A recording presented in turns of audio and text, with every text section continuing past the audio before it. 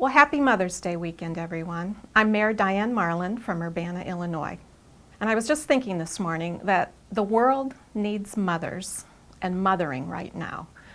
In a time of hurt, fear, uncertainty, your first inclination is to run toward the person who can wrap her arms around you and hug you tight. And that's one of the cruelest paradoxes of this pandemic. We have to stand apart in order to stick together. We have to stay away from people we love the most in order to keep them safe and us safe for now. So my mom is 97 years old. She's living in a skilled care facility where the world is locked out in the effort to protect the residents and the employees. Mom has 5 children, 10 grandchildren, and 2 great-grandchildren. She can't go out, we can't go in. I missed her birthday.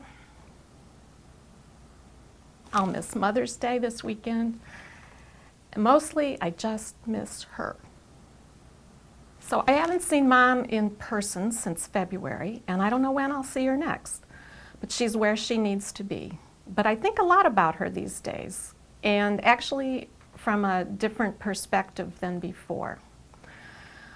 Like other people of Mom's generation, she lived through terrible times. Some terrible times of hurt, fear, and uncertainty. She grew up during the Great Depression, and that's an experience that forged her outlook and her behavior to this very day.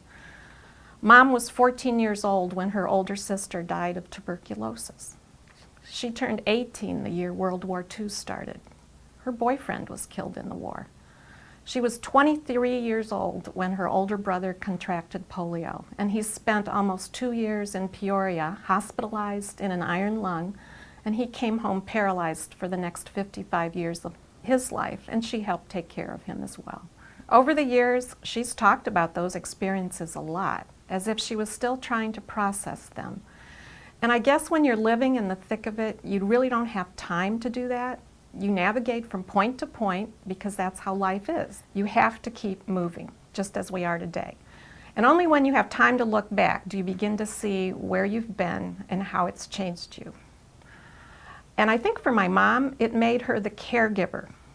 She took care of us, she took care of my dad, and for many years her mother, her mother-in-law, her brother, an aunt. She took care of her church, our schools, and really our huge extended family.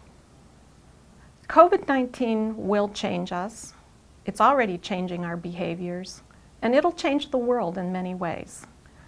We'll never forget this pandemic, and like my mom, I'll probably talk about it for the rest of my life.